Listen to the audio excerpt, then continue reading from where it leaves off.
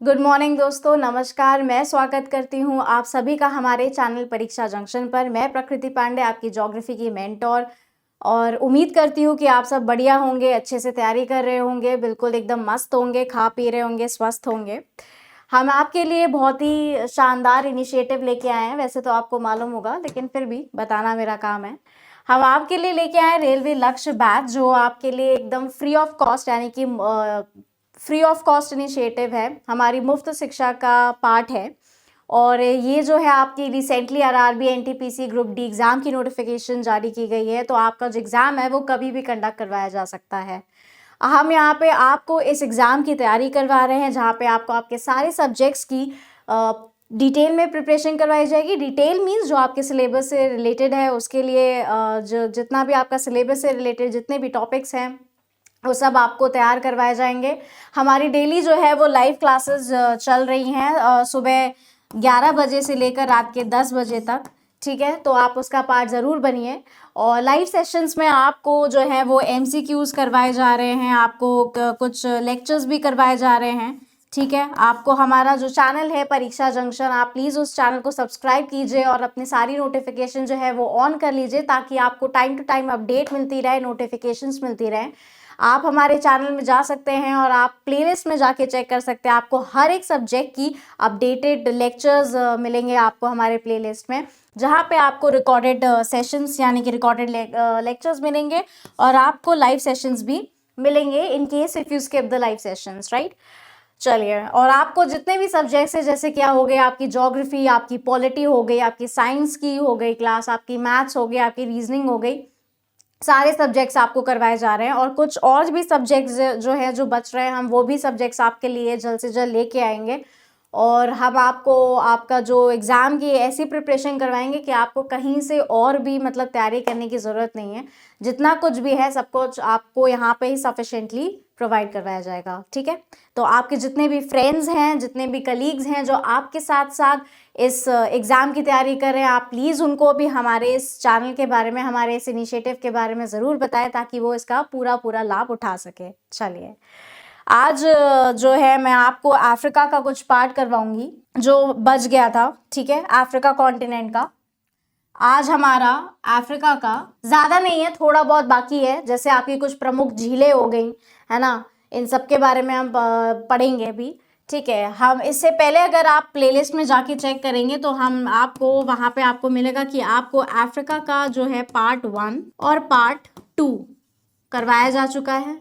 ठीक है, आप प्लीज़ जाइए और जाके उसको देखिए, क्योंकि उसको देखे बिना जो है वो ये आपको समझ में नहीं आएगा। समझ में आप अगर आप देखोगे भी तो आ जाएगा, लेकिन कुछ ऐसा फ़ायदा नहीं है, क्योंकि जो मेजर आपका जो पॉलिटिकल मैप है, आपका जो पॉलिटिकल मैप है और आपका जो फिज़िकल पार्ट है, physical features of Africa continent है, वो अफ्रीका महाद्वीप का, वो आपको इन 2 पार्ट्स में कराए गए हैं। इसमें भी करवाए जाएंगे। थोड़ा बहुत बाकी पोर्शन है आपका जो आज हम कंप्लीट करवा देंगे। आपको इतना है कि आपको मतलब पूरा आपका जो एग्ज़ाम है ना एनटीपीसी का, उसके लिए सफिशेंट है। Also it is sufficient for the SSC exam, है ना।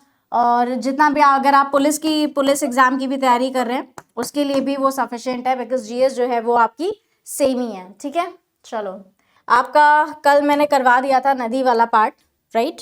चलो, मैं आपसे बोलूँगी कि आप प्लीज़ जो है वो अपने पास क्या लेके बैठें, एटलस लेके बैठे। विदाउट एटलस नहीं समझ में आएगा। ठीक है, एटलस लेके बैठे, और क्या लेके बैठना अपने साथ, रजिस्टर, ताकि आप अपने नोट्स बना सकें। नोट्स ज़रूर बनाइएगा, ठीक है, क्योंकि आपका जो पेपर है वो एमसीक्यू बेस है, राइट। एमसीक्यू बेस है, जहाँ पे आपके फैक्चुअल क्वेश्चंस बहुत ज़्यादा आएंगे इस पेपर में। तो उसके लिए क्या है कि छोटे छोटे नोट ज़रूर बनाएं। ठीक है, पीडीएफ के भरोसे ना बैठा करें, अपने खुद के हैंड रिटन नोट सबसे बेस्ट होता है। ठीक, रजिस्टर और एटलस लेके बैठे, तभी आपको जो है चीज़ें समझ में आएंगी। कल चूँकि अगर आप कल का लेक्चर देखा होगा तो हमने आपको उसमें नदी का पार्ट करवाया था, जिसमें आपको प्रमुख जो अफ्रीका महाद्वीप की कुछ प्रमुख नदियों के बारे में बताया था मैंने। ठीक है, तो मैं आपको कुछ पॉइंट्स लिखवाऊंगी, वो लिखते जाइएगा, और मैं आपको टाइम भी दूंगी स्क्रीनशॉट लेने का या फिर लिखने का। I will be bilingual, okay, I will be bilingual. और प्लीज़ फॉरगिव मी अगर मेरी हिंदी हैंडराइटिंग थोड़ी सी बेकार है और हिंदी की स्पेलिंग भी, तो क्या होगा कि अगर कुछ कुछ शब्द जो मेरे बस के होंगे वो मैं आपको हिंदी में लिख के दे दूँगी। बाकी आपसे यही गुजारिश करते हैं कि आप खुद अपने आप जो है हिंदी में लिखें, क्योंकि आपकी हिंदी हमसे ज़्यादा बेहतर है, ठीक है। कल हमने प्रमुख नदियों के बारे में पढ़ा था। एक इम्पॉर्टेंट चीज़ है जो बतानी है नाइजर नदी, ठीक। नाइजर नदी की कुछ प्रमुख बातें हैं जो आपके लिए जाननी अति आवश्यक है। और for the exam point of view आप जो है नाइजर टॉपिक डालिएगा, नाइजर नदी करके, नाइजर रिवर करके, उसमें हम आपको बताएंगे कि ये कौन सी नदी है। नाइजर नदी जो है वो आपकी ऑयल रिवर कहलाई जाती है। कौन सी रिवर कहलाई जाती है? Oil river. ऑयल रिवर को हिंदी में कहते हैं तेल नदी, हिंदी मीडियम वालों के लिए तेल नदी। कौन सी नदी? अफ्रीका महाद्वीप के बारे में हम पढ़ रहे हैं, ठीक है। अगर पूछा जाए कि अफ्रीका की ऐसी कौन सी नदी है जिसे तेल नदी कहा जाता है, तो क्या उत्तर होगा? उसका उत्तर होगा नाइजर नदी, ठीक है। कहाँ पे पड़ेगी आपकी ये? कौन से क्षेत्र में? नाइजीरिया में, ठीक। कहाँ पे पड़ेगी? नाइजीरिया में। एक और आपकी प्रमुख नदी थी ऑरेंज नदी, अगर याद हो आप लोगों को। आपकी एक और नदी थी, अरे रुको, ऑरेंज है तो ऑरेंज कलर से लगता है, ऑरेंज रिवर, या फिर हिंदी में लिखे तो ऑरेंज नदी। इस नदी में आपको यूरेनियम के रिसोर्सेज मिलेंगे, ठीक। क्या पाया जाएगा इस नदी में? यूरेनियम। कौन सा खनन पाया जाएगा? यूरेनियम का भंडार है ये, यहाँ पे यूरेनियम का भंडार है ये, ठीक है। नोट डाउन कर लीजिए, लिखते जाइएगा पॉइंट्स, ठीक। आई होप लिख लिया होगा, अगर नहीं भी अगर लिख पाए होंगे तो स्क्रीनशॉट ले लीजिएगा, ठीक है। चलो नेक्स्ट हम आज क्या करेंगे? अब हम करेंगे कुछ प्रमुख झीलें, है ना, some important lakes of Africa continent, Africa महाद्वीप के कुछ इम्पॉर्टेंट झीलों के बारे में पढ़ेंगे। चलो, सबसे पहली कौन सी है जो सभी को लगभग पता ही होगी, बहुत ही फेमस है? Victoria, right. Victoria river, Victoria river Hindi में भी लिख दें विक्टोरिया नदी। विक्टोरिया नदी के बारे में कुछ प्रमुख बातें, ठीक है। पहला पॉइंट लिखते जाएगा साथ साथ में, ठीक है। बोलते जा रही हूँ मैं और लिखती भी जा रही हूँ, ठीक है। पहला पॉइंट है हमारा कि ये अफ्रीका महाद्वीप की सबसे बड़ी झील है। अफ्रीका महाद्वीप की सबसे बड़ी झील है, ठीक है। अफ्रीका महाद्वीप की सबसे बड़ी झील है। दूसरा पॉइंट है कि ये मीठे पानी की विश्व की दूसरी सबसे बड़ी झील है, दूसरी सबसे बड़ी झील है। याद रखिएगा, कंफ्यूजन ना क्रिएट करो, ठीक है। इसीलिए आज पूरे सेंटेंस के साथ लिख रहे हैं हम।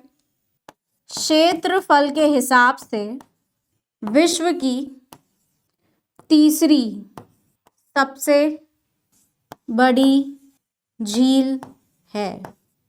ये पॉइंट भी लिख लीजिएगा। यदि आपसे पूछा जाए कि सबसे बड़ी झील कौन सी है क्षेत्रफल के हिसाब से, तो वो कौन सी है आपकी? कैस्पियन सी। फिर है आपकी सुपीरियर, और फिर है आपकी विक्टोरिया, सॉरी सी लिख रही हूँ मैं, विक्टोरिया। कैस्पियन सी, कैस्पियन झील, सुपीरियर झील और विक्टोरिया झील जो है वो आपकी कौन सी है?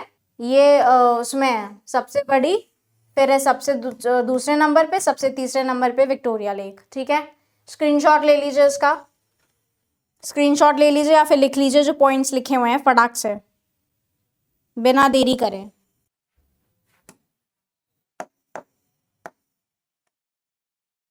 चलो,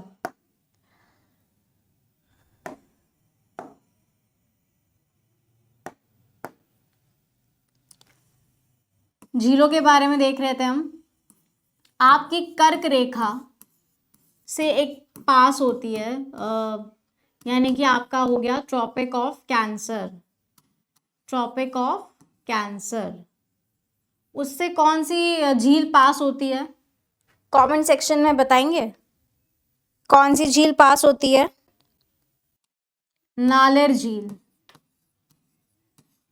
नालेर झील, ठीक है, नालेर झील। आप एटलस लेके बैठिएगा और आप उसमें लोकेट करते रहिएगा कि ये जो झीलों के नाम बता रहे हैं ना वो कहाँ कहाँ पड़ रही हैं, ठीक है, उसके बिना बैठना नहीं है। आई होप विजिबल होगा आप लोगों को, राइट? इसमें मार्क तो नहीं है रिवर्स, 1 सेकेंड, अगर पॉलिटिकल में हो तो देखती हूँ मैं। नहीं, इसमें तो और ही नहीं होगा, चलो कोई नहीं।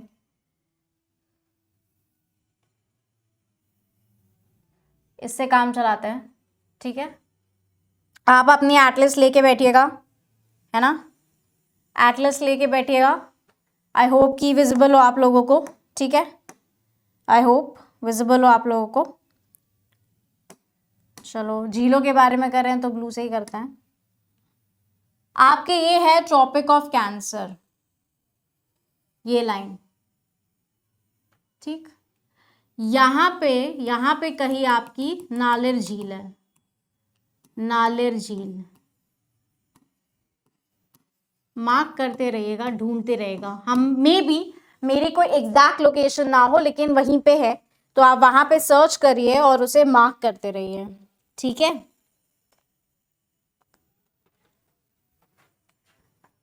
फिर यहाँ पे आपकी है ताना झील, ताना झील, ताना झील, यहाँ पे यहीं पे कहीं पे ताना झील होगी, यहाँ पे।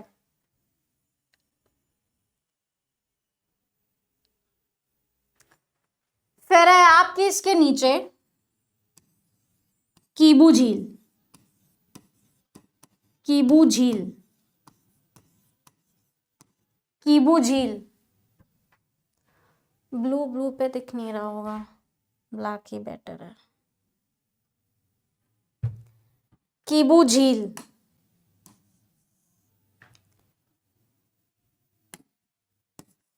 हाँ ये बेटर है, कीबू झील, कीबू झील, यहाँ पे नीचे, यहाँ पे मार्क करते जाएगा। फिर आपकी आती है भूमध्य रेखा, ठीक है, आपके यहाँ पे आती है कौन सी? भूमध्य रेखा, ये होगी आपकी इक्वेटर। और यहाँ से आपकी कौन सी झील पास होती है?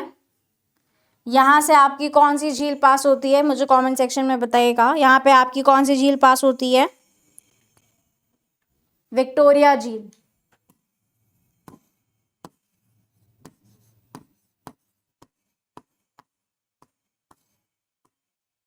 विक्टोरिया झील, विक्टोरिया झील।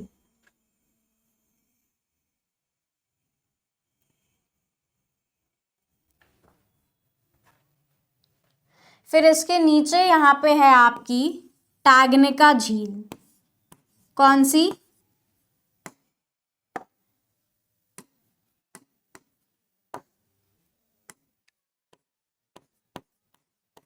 टैगनिका झील, टैगनिका झील। विक्टोरिया के नीचे कौन सी झील है आपकी? टैगनिका झील। उसके नीचे आपकी कौन सी है? और ठीक उसके नीचे कौन सी है? यहाँ पे यहीं पे कहीं पे होगी आपकी न्यासा झील, नीचे साइड न्यासा झील। मुझे कमेंट सेक्शन में बताते रहिएगा, ठीक है। कोई दिक्कत कोई परेशानी हो तो प्लीज़ कीप इंटरैक्टिंग, इंटरैक्ट भी करते रहिएगा आप जब भी आप ये सेशन देखें तो, ठीक है। न्यासा झील, टैगनिका झील, विक्टोरिया झील, कीबू झील, ताना झील, नालेर झील। एक और यहाँ पे एक और क्या कहते हैं झील पड़ती है यहाँ पे, चीड़ू करके है, शायद से चीड़ू झील करके है, चीड़ू झील कहते हैं उसको,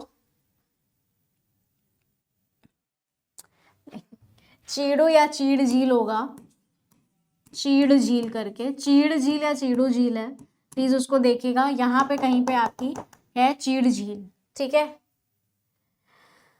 ये हो गई आपकी प्रमुख झीलें। ठीक, एक और इम्पॉर्टेंट पॉइंट ये है कि आपकी जो विक्टोरिया झील है,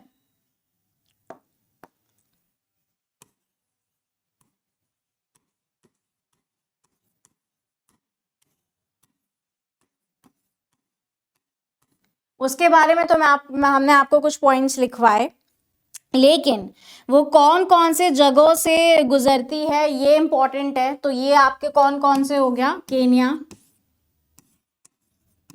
तंजानिया और युगांडा। युगांडा, ठीक है, कौन कौन सी, केन्या, तंजानिया और युगांडा। कौन सी, विक्टोरिया झील। ठीक है, मार्क कर लीजिएगा, लिख लीजिएगा अपने में।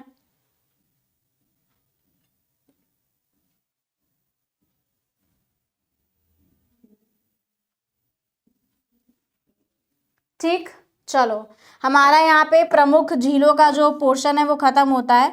अब हम यहाँ पे क्या कहते हैं, कौन सा पार्ट करेंगे, यहाँ पे हम करेंगे मरुस्थल। हमारे प्रमुख मरुस्थल, प्रमुख मरुस्थल, forgive my Hindi hand writing, यानी कि आपकी डेजर्ट्स। ठीक, मैप लेके बैठिएगा अपने साथ, है ना, मैप लेके बैठिएगा, एटलस लेके बैठिएगा, मतलब। चलो, हमारा जो सबसे बड़ा डेजर्ट है वो कौन सा है, सबको ही पता होगा कि कौन सा डेजर्ट है वो, राइट। हमारा जो सबसे बड़ा डेजर्ट है वो कौन सा है यहाँ पे, सहारा डेजर्ट। ठीक है, कौन सा, सहारा डेजर्ट, राइट, मार्क करिएगा।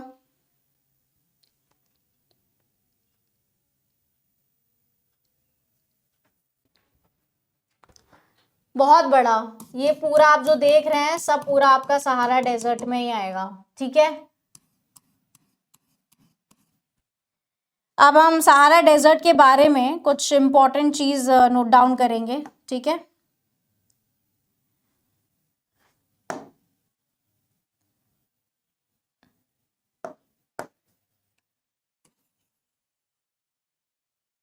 Sahara desert.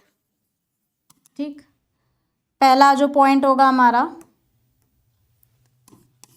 हमारा जो पहला पॉइंट होगा वो है कि विश्व का सबसे बड़ा मरुस्थल है। क्या है ये, अफ्रीका का नहीं बल्कि विश्व का सबसे बड़ा मरुस्थल है, सबसे बड़ा मरुस्थल है।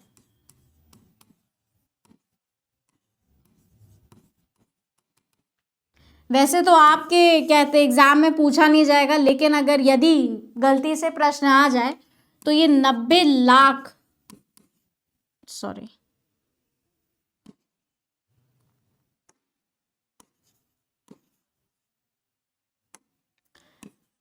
90 लाख वर्ग किलोमीटर में फैला हुआ है।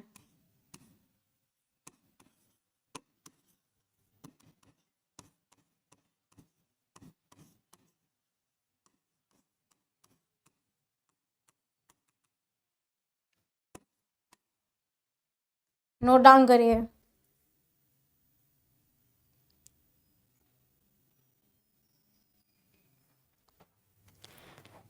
यदि आपसे पूछा जाए कि अफ्रीका महाद्वीप में कितने देशों में इसका विस्तार है, कितने मतलब कहाँ, कितने देशों में एक्सटेंडेड है, फैला हुआ है, एक्सपैंडेड है, तो कितने, 11।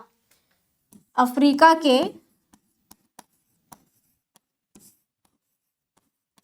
11 देशों में फैला हुआ है, विस्तृत है कह सकते हो आप।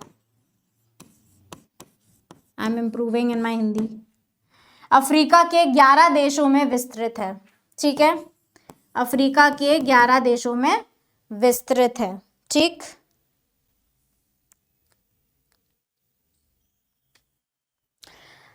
अब चूंकि यहाँ पे कंडीशन लिवेबल नहीं है, तो क्या होगा, सबसे कम घनत्व वाला मरुस्थल है ये, सबसे कम घनत्व वाला मरुस्थल है ये,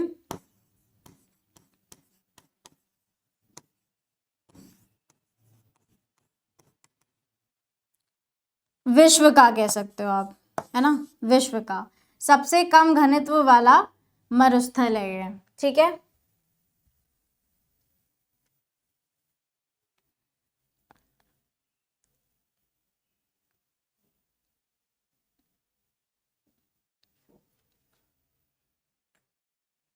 एक और पॉइंट आता है हमारा कि अल अल्जीरिया नाम की जगह है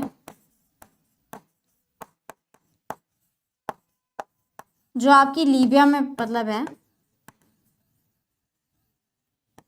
सबसे गर्म स्थान है।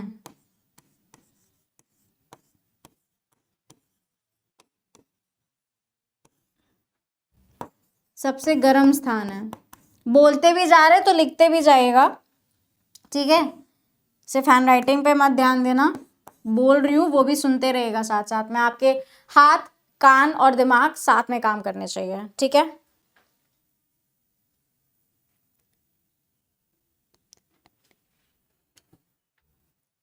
ये हो गया हमारा सहारा डेजर्ट के पॉइंट्स, ठीक। एक और हो गया यहाँ पे आपका जो फेमस है, नाम काफी सुना होगा यदि आप लोगों ने, एक नामीबिया डेजर्ट है यहाँ पे, नामीबिया डेजर्ट। ये भी आपका बहुत ही प्रसिद्ध और प्रमुख कौन सा मरुस्थल है अफ्रीका का। एक हो गया आपका लीबियन डेजर्ट, यहाँ पे कौन सा, लीबियन डेजर्ट, ठीक। एक हो गया आ गया आपका नामीबिया डेजर्ट और एक हो गया आपका लीबियन डेजर्ट, राइट।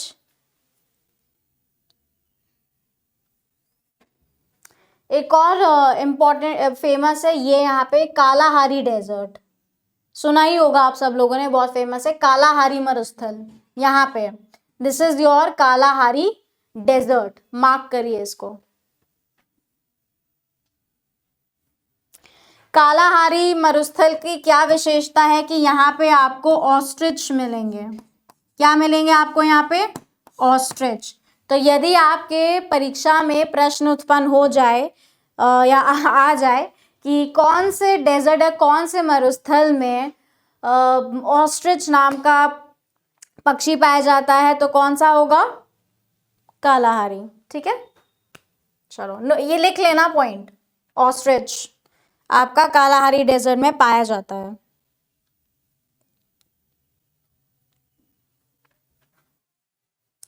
अब यदि हम जाने इसके बारे में तो नामीबिया, ठीक है, नामीबिया और कौन कौन से क्षेत्र में है, कमेंट करके बताइए मुझे कि एक नामीबिया हो गया और क्या हो गया आपका, एक हो गया आपका बोत्सवाना, एक और है, एक और है क्षेत्र जहां पे ये फैला हुआ है कालाहारी डेजर्ट, है ना, यहाँ पे। एक हो गया आपका नामीबिया, बोत्सवाना और आपका हो गया साउथ अफ्रीका, यानी कि आपका दक्षिण अफ्रीका, ठीक है, दक्षिण अफ्रीका, नामीबिया, बोत्सवाना और दक्षिण अफ्रीका, साउथ अफ्रीका। ये हो गया आपका Namibia desert, Kalahari desert, Libyan desert और सहारा डेजर्ट तो देखा ही है, सबसे बड़ा ये सब पूरा इसमें आएगा, ठीक है, कालाहारी डेजर्ट। चलो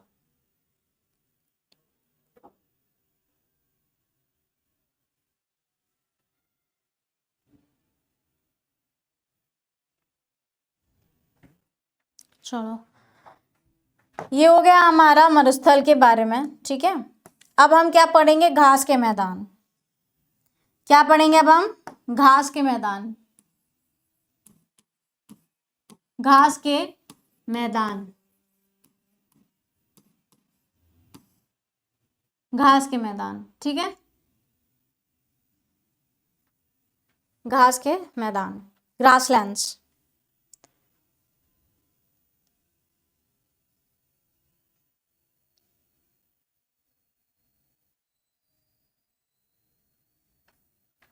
फिजिकल मैप खोल के बैठिएगा।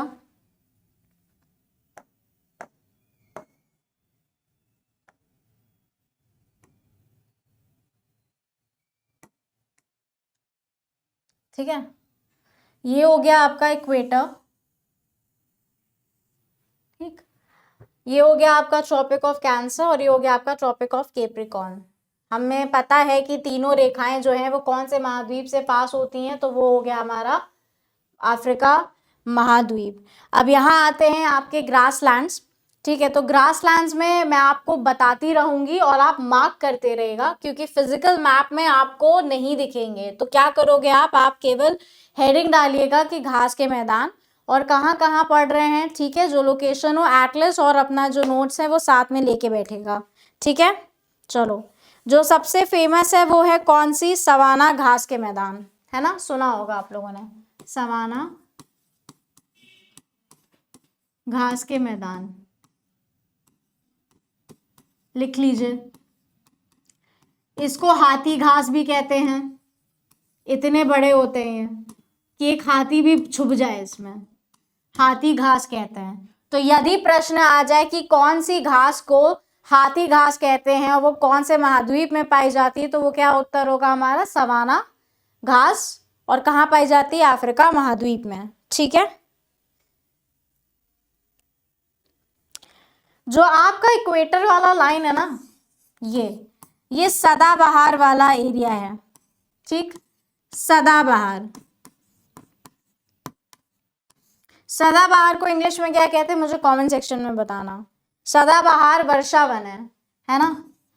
अब इसके पीछे लॉजिक तो पता ही होगा, जब सूर्य की किरणें सीधे यहाँ पे पड़ रही है तो क्या होगा, टेम्परेचर बढ़ेगा।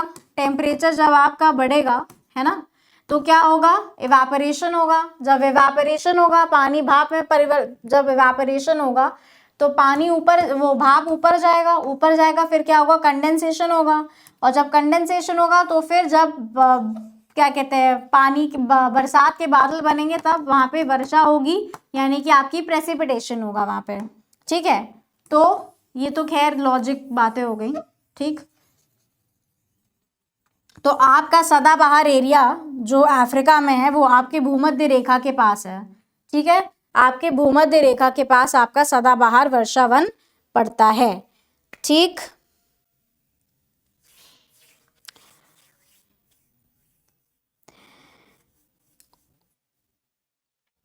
यहीं पे आपका पड़ता है कॉन्गो बेसिन। मार्क करते रहेगा, टेक अ स्क्रीनशॉट या फिर मार्क करते रहिए। ठीक, कॉन्गो बेसिन यहाँ पे है, चलो दिख गया, ये रहा कॉन्गो बेसिन। ठीक, चलो ये दिख गया होगा कॉन्गो बेसिन। ठीक, मार्क कर लीजिए इसे।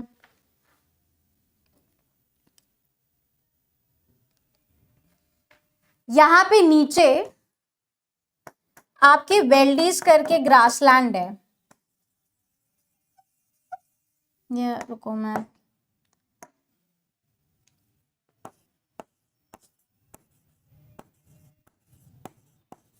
वेल्डीज करके ग्रासलैंड है आपका, है ना, यहाँ पे पड़ता है वेल्स करके, जो आपका साउथ अफ्रीका में पड़ता है, यानी कि आपके दक्षिण अफ्रीका का में पड़ता है, साउथ अफ्रीका में। कहाँ पे पड़ेगा, साउथ अफ्रीका रीजन में। वेल्डीज वेल्स करके है, प्लीज फॉरगिव माय स्पेलिंग आप, लेकिन देखिएगा वहाँ पे वेल्स करके होगा, वेल्स करके आपका ग्रासलैंड है, वहाँ पे घास का मैदान है, जो आपके दक्षिण अफ्रीका का में पड़ता है। ठीक है, और क्या खासियत है, आपका टेम्परेट ग्रासलैंड है, ये आपका टेम्परेट ग्रासलैंड है, ये आपका टेम्परेट ग्रासलैंड है। ठीक, आपका टेम्परेट ग्रासलैंड है। खत्म, ज्यादा कुछ है नहीं, क्यों, क्योंकि ज्यादातर मरुस्थल है ना। तो आपके जो ग्रासलैंड वाले एरिया हैं, एक हो गया आपका सवाना के मैदान, है ना, एक हो गया आपका ये सदाबहार वर्षा वन जहाँ पे आपको कॉन्गो बेसिन पड़ता है, एक आपका यहाँ पे वेल्स करके हो गया जो साउथ अफ्रीका में पड़ता है, जो आपका टेम्परेट ग्रासलैंड हो गया, और ज़्यादा कुछ है नहीं। ठीक, अब हमारा नेक्स्ट टॉपिक है, टॉपिक पे आते हैं हम। हमारा जो नेक्स्ट टॉपिक होगा वो होगा आपका कृषि वाला, एग्रीकल्चर वाला पार्ट। ठीक, आपका एग्रीकल्चर वाला पार्ट, एग्रीकल्चर। अब एग्रीकल्चर का क्या मतलब, यहाँ पे आपका कौन कौन से क्या क्या चीजें उगाई जाती हैं अफ्रीका में, ठीक है, तो हम उसके बारे में जानेंगे। नोट डाउन करते रहिएगा। सबसे पहले आपका आता है नाइजीरिया, जहाँ पे ताड़ का तेल मिलता है, ठीक है। मैं इंग्लिश में लिख रही हूँ, आप हिंदी में क्या कहते हैं लिखते रहेगा।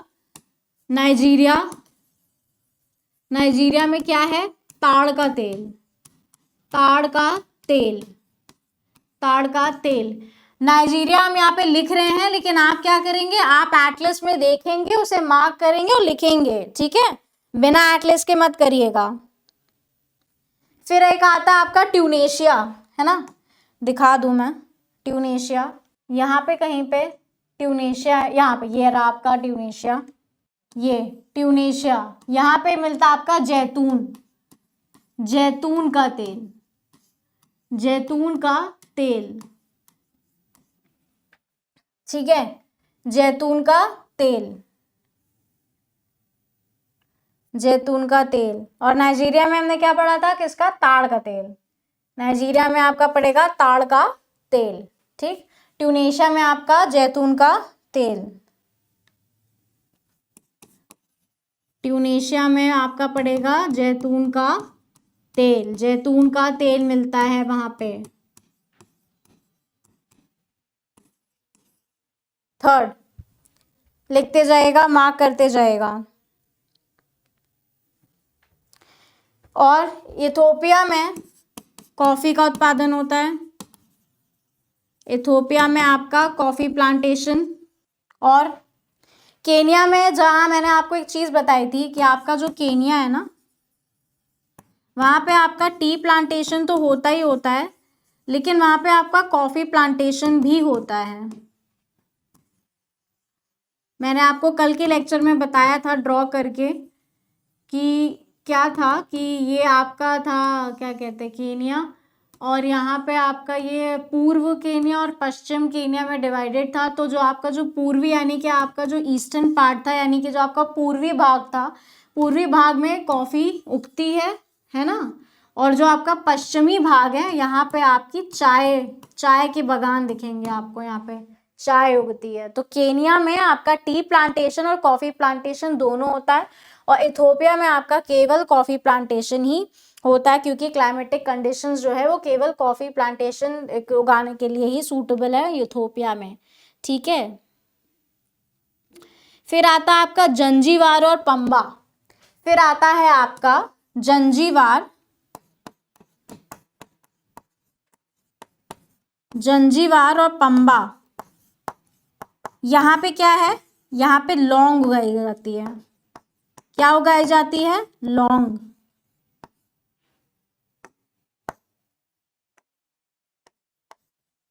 लौंग।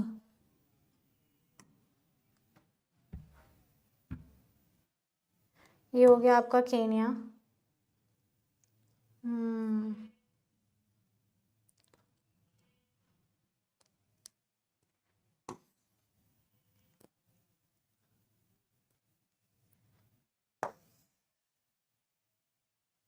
ये हो गया इथोपिया।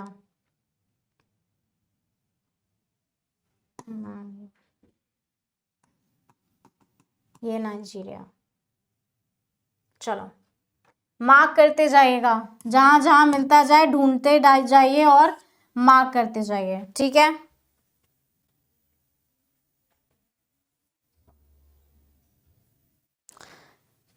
यहाँ पे आपका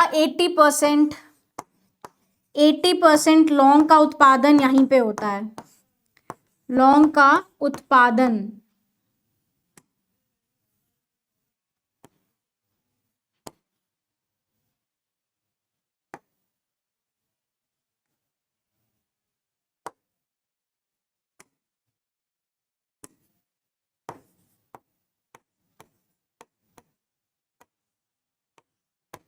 ठीक, लिख लीजिए, स्क्रीनशॉट ले लीजिए या फिर लिख लीजिए, ठीक है। चलो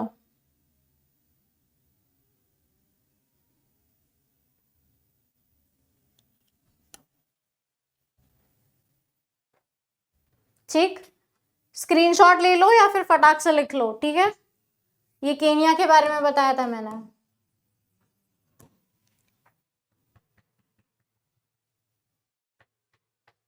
कॉफी प्लांटेशन को हिंदी में कॉफी बोलेंगे, चाय टी प्लांटेशन को हिंदी में बोलेंगे चाय, ठीक है। जंजीबार और पंबा में तो चलो लौंग हिंदी में लिखा ही है, वो आ जाएगा समझ में, जहाँ पे विश्व की 80% जो लौंग का उत्पादन, यहाँ पे 80% लौंग का उत्पादन होता है। ट्यूनेशिया को हिंदी में ट्यूनेशिया ही बोलेंगे, इथोपिया को हिंदी में इथोपिया ही लिखेंगे, केनिया को हिंदी में केनिया ही लिखेंगे, नाइजीरिया को हिंदी में नाइजीरिया ही लिखेंगे। यहाँ पे ताड़ के तेल पाए जाते हैं, यहाँ पे जैतून का तेल पाया जाता है, यहाँ पे कॉफी प्लांटेशन हो गया। हिंदी में भी मैंने आपको कन्वर्ट करके बता दिया, तो प्लीज इसकी कंप्लेन मत करिएगा कि हिंदी में बताइए मैम और ये सब, ठीक है। चलो नेक्स्ट हमारा जो लास्ट टॉपिक आता है हमारा जो लास्ट टॉपिक है, इसके बाद आपका अफ्रीका खत्म है। हमारा आता है अफ्रीका के प्रमुख खनिज क्षेत्र, ठीक है, जहां पे आपके मिनरल्स पाए जाते हैं। तो आएगा हमारा खनिज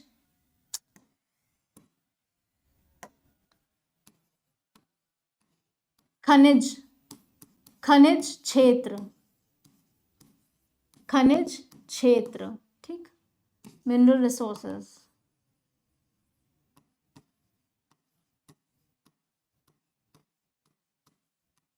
ठीक, मिनरल रिसोर्सेज। आई होप आपको समझ में आए, ठीक, आ ही रहा होगा, हैंड राइटिंग की बात कर रहे हैं, ठीक है। चलो पहला हमारा आता है नाइजीरिया। नाइजीरिया में क्या है, पेट्रोलियम। नाइजीरिया में पेट्रोलियम,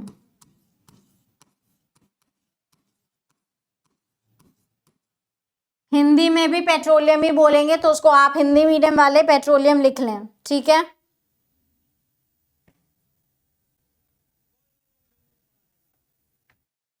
एक मैंने आपको ऑरेंज बताई थी, ऑरेंज लेक करके, जो आपका कहाँ पे पड़ती है, साउथ अफ्रीका में पड़ती है, ठीक है, साउथ अफ्रीका में पड़ती है, जहाँ पे क्या पाया जाता है, यूरेनियम का भंडार है, यूरेनियम का भंडार है वहाँ पे, ठीक है, यूरेनियम का भंडार है वहाँ पे,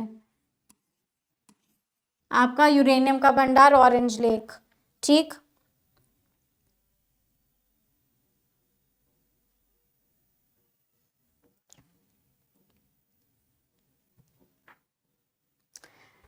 एक जॉन्सबर्ग करके जगह है,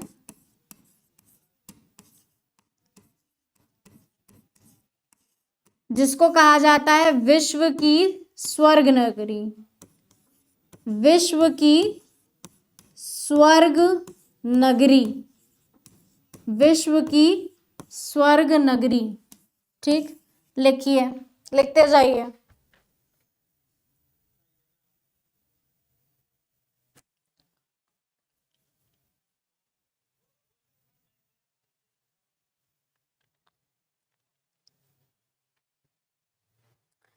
जॉन्सबर्ग में ही वेट वाटर्स करके है, वेट वाटर्स, जहां पे आपको स्वर्ण का भंडार मिलेगा, स्वर्ण का भंडार है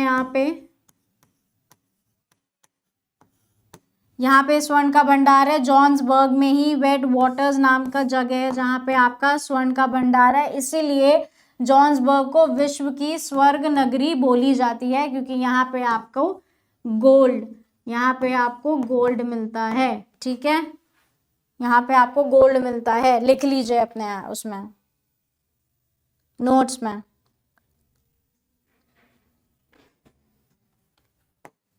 एक अगर देखा जाए, अगर मैं आपका फिजिकल मैप खोलूँ तो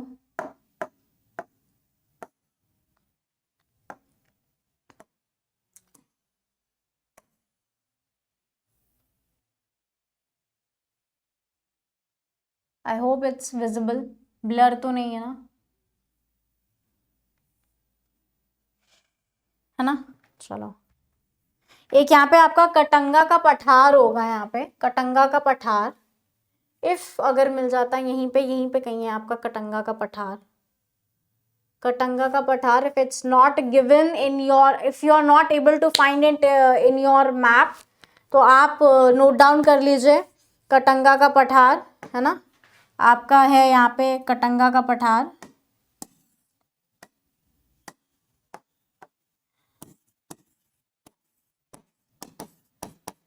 कटंगा का पठार,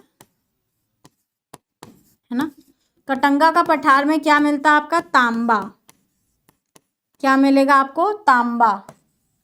कटंगा का पठार जहाँ पे आपको तांबा मिलेगा, ठीक है, लिख लीजिए। कटंगा का पठार जहाँ पे तांबा पाया जाता है। एक और है आपका वंकी क्षेत्र, जिम्बाब्वे में। वंकी क्षेत्र कहाँ पे? जिम्बाब्वे में, जहाँ पे आपका पेट्रोलियम मिलता है। जहाँ पे आपका पेट्रोलियम मिलता है, लिख लीजिए, देख लीजिए, लिख लीजिए। और आपका नीचे किम्बरले करके है जगह, किम्बरले, जहाँ पे डायमंड्स मिलता है।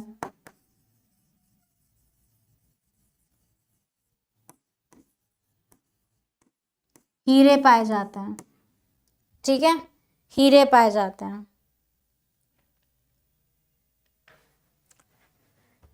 तो इतना पर्याप्त है आपका, क्या कहते हैं, ये खनिज वाला पोर्शन भी जो है हमारा यहाँ पे ख़त्म होता है। और यहाँ पे आपका जो अफ्रीका कॉन्टिनेंट का जितना था ख़त्म होता है। हमारे 3 पार्ट्स में अफ्रीका के बारे में लेक्चर बने हैं, जो आप प्लीज़ जाके हमारी प्लेलिस्ट में ज़रूर देखिएगा। ये जो पॉइंट्स मैंने आपको लिखवाए हैं, इसको मैं आपसे फिर वही चीज़ बोल रही हूँ कि आप एटलस में जगह देख लीजिएगा। ये जो किम्बरले है वो आपका दक्षिण अफ्रीका में पड़ेगा, ठीक है। इसको क्या कहते हैं, देखिएगा, उसमें यहाँ पे ही कहीं पे आपका पड़ेगा किम्बरले, ठीक है। यहाँ पे आपको हीरे मिलते हैं। वैसे सोचने वाली ये बात है कि इतने सारे खनिज होने के बावजूद भी अफ्रीका जो है वो सबसे पिछड़ा हुआ महाद्वीप है। वहाँ पे आपको जो है हर टाइप की पावर्टी हो गई है ना, अनएम्प्लॉयमेंट हो गया, गरीबी हो गई, सब देखने को मिलता है वहाँ पे, ठीक है। आपका अफ्रीका वाला पार्ट जो है वो ख़त्म होता है। हमने अफ्रीका के पॉलिटिकल में आप जितनी भी इम्पोर्टेंट प्लेसेस हैं, ठीक है, क्या कहते हैं, देखा। और जहाँ जहाँ से आपके Tropic of Cancer, Tropic of Capricorn, यानी कि आपकी कर्क रेखा, आपकी मकर रेखा और आपका भूमध्य रेखा यानी कि इक्वेटर जो लाइन है पास होती है, चारों क्या कहते हैं हेमिस्फेयर में पड़ता है। ये सारी चीज़ें जो हैं हमने लेक्चर में कर रखी है, जो आपके एग्ज़ाम के पॉइंट ऑफ व्यू से आप अगर इतना करके जाओगे और अफ्रीका से रिलेटेड कोई भी क्वेश्चन आएगा तो आई एम डैम श्योर कि आप कर ले जाओगे, ठीक है। पर शर्त है अगर आपने एटलस में देख के और जो जो मैंने बोला है उसको आपने नोट डाउन किया हो, क्योंकि मैं आपसे बार बार ये चीज़ बोल रही हूँ कि आपका जो दिमाग, हाथ और कान है वो साथ में काम करना अनिवार्य है, ठीक है। अपने खुद के नोट्स बनाइए और ऐसे नोट्स बनाइए कि एंड टाइम पे जब आप रिवाइज करने बैठे, इसको कहते हैं ना एकदम क्रिस्प नोट्स, तो आप ऐसे नोट्स बनाइए कि जब आप बैठे हैं पढ़ने तो आपको तुरंत का तुरंत फटाक से रिवाइज हो जाए, ठीक है। रिवाइज करते रहिएगा डेली के डेली, ठीक। रिविजन इज़ वेरी इंपॉर्टेंट, उसके बिना तो काम ही नहीं हो पाएगा। चलो, यहाँ पे आपका फिनिश होता है ये पार्ट, ठीक है। हमारा अफ्रीका का जितना था पूरा ख़त्म होता है। 3 पार्ट्स में हमारा जो अफ्रीका है वो फिनिश हुआ है। प्लेलिस्ट में जाके ज़रूर चेक कर लीजिएगा आप लोग, ठीक है। प्लेलिस्ट में जाके चेक कर लीजिएगा। हमारा जो चैनल है परीक्षा जंक्शन, उसको जाके आप प्लीज़ सब्सक्राइब करिए, ठीक है, सब्सक्राइब करिए और अपने सारे नोटिफिकेशन को ऑन कर दीजिए, ताकि टाइम टू टाइम जो आपकी लाइव क्लासेस हो रही हैं, है ना, आपकी जो लाइव क्लासेस हो रही हैं, आपके जो रिकॉर्डेड सेशंस है उसका नोटिफिकेशन जो है वो आपको मिलता रहे, ठीक है। हमारा जो ये बैच है, हमने जो इनिशिएटिव स्टार्ट किया है, प्लीज़ क्या कहते हैं, इसका फ़ायदा उठाइए, क्योंकि आपको पहली बात तो है क्या, फ्री ऑफ कॉस्ट मिल रहा है, आपको सब कुछ मुफ्त में मिल रहा है। और ऐसा भी नहीं कि आपको मुफ्त में मिल रहा हो तो फिर बेकार की चीज़ें मिल रही हो। आपको एग्ज़ाम के पर्सपेक्टिव से, चाहे वो आप कोई सा भी दो, चाहे वो आपका NTPC हो गया, आपका SSC हो गया, आपका पुलिस वाला एग्ज़ाम हो गया, चाहे वो आपका दिल्ली पुलिस हो या आपका UP पुलिस हो, कोई सा भी हो, GS जो है हर जगह सेम ही आती है, तो सिलेबस भी सेम ही है, वो चेंज नहीं होने वाली है। तो अगर आप NTPC का दो, आप RRB का दो, आप कोई सा भी पेपर दो, आपको सब में काम आएगा। हाँ, लेकिन जो आपका थोड़ा सा ऊपर अपर लेवल वाले जो पेपर हो जाते हैं ना, वो थोड़े से कॉन्सेप्चुअल हो जाते हैं, ठीक है। और ये जो है कंटेंट, ये आपके सबसे ज़्यादा यहाँ पे फैक्चुअल मिलेंगे आपको, क्योंकि आपके जो पेपर में फैक्चुअल क्वेश्चन सबसे ज़्यादा पूछे जाते हैं। हमारा जो इनिशिएटिव है रेलवे लक्ष्य batch, please it's a free of cost.